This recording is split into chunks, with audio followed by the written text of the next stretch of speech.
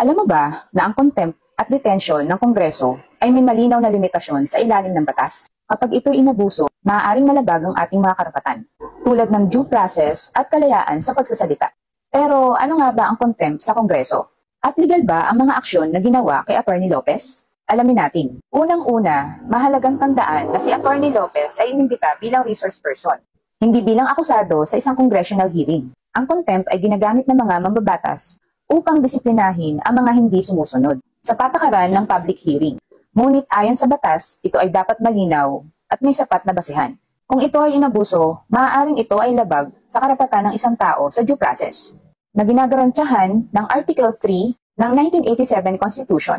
Sa kaso ni Atty. Lopez, ang kanyang pagkakadetain ay maaaring sumalungat sa Revised Penal Code, Article 124 o Arbitrary Detention, dahil siya ay resource person at hindi akusado.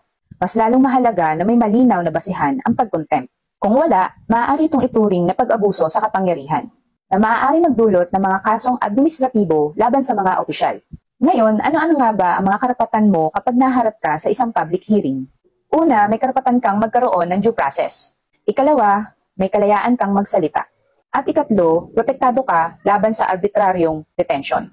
Kapag nalabag ang mga ito, maaari kang magsampa ng reklamo. So ang tanong, paano ba magreklamo laban sa pag-abuso sa kapangyarihan? Una sa lahat, maghain ng reklamo sa ombudsman. Pangalawa, mag-file ng habeas corpus para sa arbitrary detention. At ikatlo, maghabla ng civil case para sa mga damages. So yung iba dyan nagtatanong, ano nga ba ang arbitrary detention? Ayon sa Article 124 of the Revised Penal Code, ang arbitrary detention ay nagiging illegal kung walang arrest warrant, walang malinaw na krimen, o walang tamang proseso. Ang parusa dito ay maaaring umabot sa 6 na taong pagkakakulong.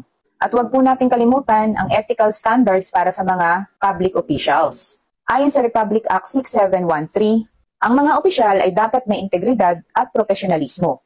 Kapag sila ay umabuso sa kapangyarihan, maaari silang masuspinde, madisqualify o magmulta. Paano natin masisiguro na ang ating mga karapatan ay hindi naaabuso? At paano natin mababantayan na ang kapangyarihan ng pamahalaan ay nagagamit para sa kapakanan ng lahat ng Pilipino? Panahon na para tayong lahat ay mas maging mapanuri at mapagtanong.